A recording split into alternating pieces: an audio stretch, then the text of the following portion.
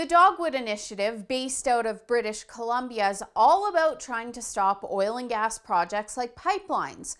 They're also known to meddle in elections in order to accomplish their goals, particularly to rally against pro-oil and gas candidates. They've received a lot of money from US-based charity, the Tides Foundation, whose long list of financiers includes George Soros. During the 2015 election year, Dogwood took in almost $190,000 in grants from Tides US. That's a lot of money for a foreign interest to donate to an initiative known to activate against the Canadian oil and gas industry under the guise of climate change. Here's how it all works. This money usually comes in under the disguise of promoting green initiatives, which is why I call the whole process greenwashing. So we have foreign money donated by billionaires to these foundations that's disguised as grants coming into the country to fight against Canada's prosperity. It's a really tangled web.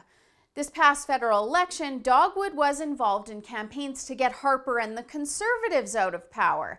And in many ridings, it actually worked. Think about that for a second. A company that received $190,000 from a foreign backer influenced our election. But do you know who else I found funding Dogwood? Google Canada. Publicly available third-party elections advertising reports from the Elections Canada website show that Google donated almost $20,000 to the Dogwood initiative during the 2015 election cycle. Of course, this comes at a time where there's been a lot of speculation that the tech giant and Silicon Valley are actively working against conservative causes. This article from PJ Media outlines how Google is working to establish a hate news database in partnership with several left-wing groups like ProPublica, who are funded by George Soros's Open Society Foundation, and the Southern Poverty Law Center that often targets conservative initiatives and groups to demonize them if they don't follow suit with the progressive agenda. Is Google targeting conservative causes and meddling in elections? It's hard to argue with this kind of evidence. $20,000 is a lot of money to hand over to a registered third party, and we know the Dogwood initiative actively and openly campaigned against conservatives in the last federal election.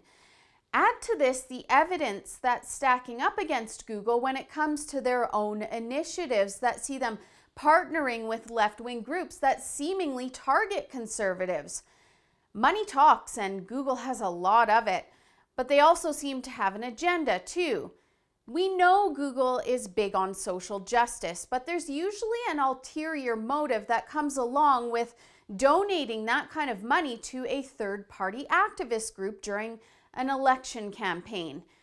What's especially alarming is that Google is a huge company that dominates the internet and has a lot of potential technical ammo at their fingertips that could sway a lot of opinions in their favor.